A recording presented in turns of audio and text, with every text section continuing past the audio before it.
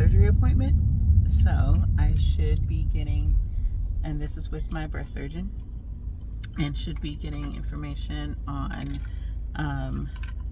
testing of the tumor, if there was any more information gathered from that process. Should also be discussing the next steps in my treatment, which would include radiation and medication. So, and I don't know if she's going to check out my surgery sites, probably, and check the drains, and if she's going to remove, or the plastic surgeon will remove, and that appointment with my plastic surgeon is next week. So, but we'll see how it goes, and we will report back on what the situation is, what the updates are. Pain that I'm experiencing currently is more so discomfort around, mostly on the right side. The right side is where I had the surgery, well I had the cancer removed and the lymph nodes removed, so that side is more sore than my left, which just had the reduction in lift. So the drains themselves on the right side, that one is sensitive. If my tube is like pointed downward, it really hurts. So that's the majority of the pain now. It's just discomfort, and the swelling is kind of uncomfortable. It feels like I have like extra padding under my arm on my right side, so it's a little weird, but hopefully that will reduce as the days go on. I am walking more and more each day. I'm up to an hour now a day, and I break that up into like 20-minute increments, so hopefully with that will also help get that all drained and stuff. But we'll see what the doc says, and I'll share any updates after we're done. Hey guys, so it is the evening of my post-surgery appointment, and I wanted to talk about what was discussed with the doctor. It was not news that I was expecting to hear. The doctor told me that my surgery was a lumpectomy, so that means I was getting the section of the tumor removed, plus I was getting a section that was kind of precancerous cells, and both of those sections were getting removed.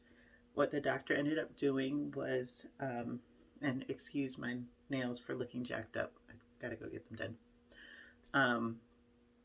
What the doctor ended up doing was taking out a large section that got both of those instead of just two different sections, because when they opened up the breast, they saw that I had a multifocal cancer. So there were actually other cancer cells in there that weren't getting detected by the MRI or the mammogram.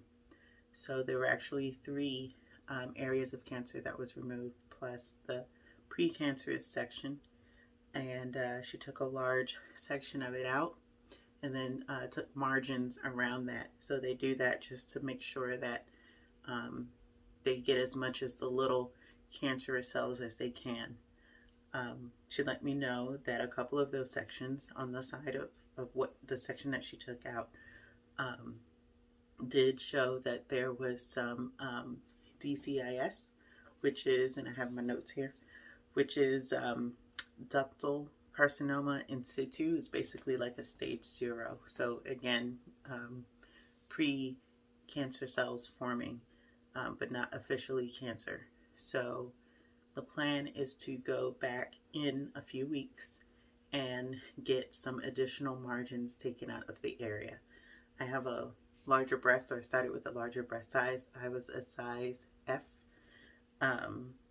So there's a lot of breast tissue that they have that they can still take this from, and I don't have the same issues as someone who had a smaller breast size. That the option may be mastectomy at that point, but for me, there's still enough breast tissue that they're going to go in and take out some more margins and come out. She said it should take, maybe it's like a 20-minute procedure.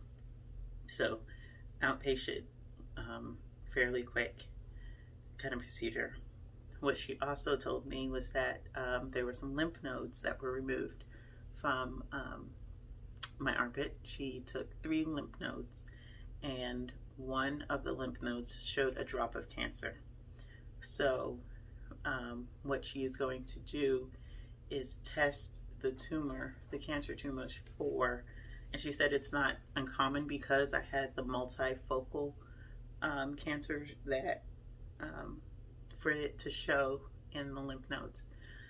But it was just the one. The other 2 were completely cancer-free, nothing in there. But she's going to get the tumor tested for an Oncotype Score. And what the Oncotype Score does is basically tells you your recurrence risk of getting cancer again. You can have a high Oncotype Score or a low Oncotype Score. If it is a high Oncotype score, that means that chemotherapy would be included in my treatment, because basically we want to protect the body. So radiation is very focused, and that's always been in my treatment plan, so that's still going to happen.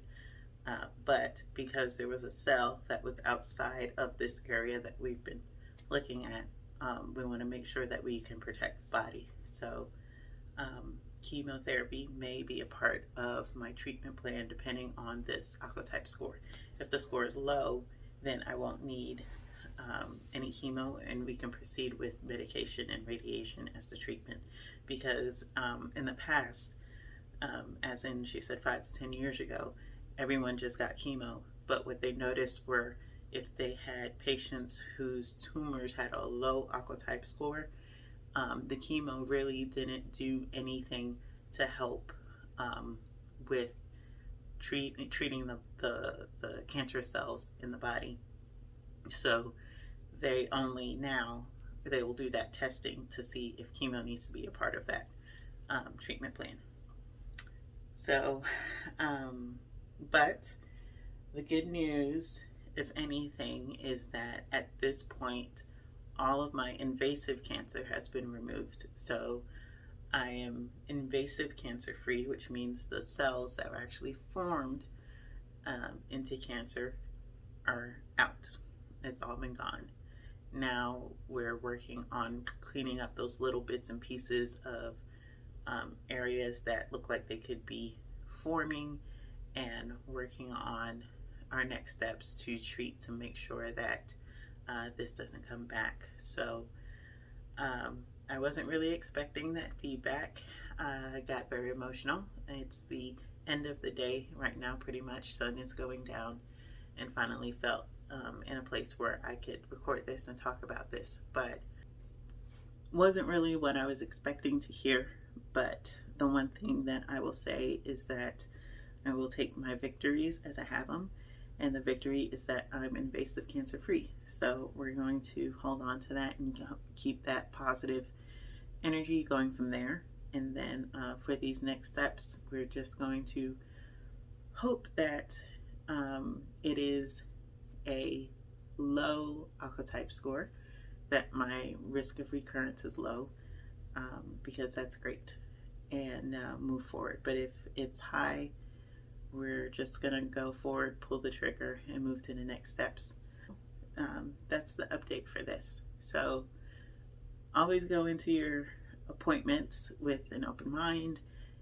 Get as much information as you can. One thing that my husband has been doing as he attends these appointments with me is he records the appointment, which is really helpful, because especially when you're getting news that you're really not expecting, you wouldn't believe how it can make your memory fuzzy and you forget what's been said. I remember at the end of my very first appointment, she told me that I was going to see her in about a month for a follow-up appointment, and it was maybe 5 minutes between the end of our appointment, me crying a bit, and going to the checkout counter, and they asked, so when did she say she wanted to see you again? And my mind went blank. So have someone there, or have a recording device so you can take notes record the conversation so you can go back and reference and look into it. And that's what I did for this one. Listened to the recording again, took my notes, kind of looked up some terms, took a little research in to get a better understanding. So that is all that I have for today. Still documenting the journey, and hoping that we have a lot more answers in a few weeks, and I will come back at that time. Thank you for watching. Please share this with anyone who's going through their own cancer journey, or if you are going through your own cancer journey, my thoughts and my prayers are with you. I am documenting, hoping to kind of give light to a Black woman's journey through this, because when I was doing my own research, I didn't see much from our perspective. So thank you for watching. Stay tuned for more of my journey, and I will see you guys next time.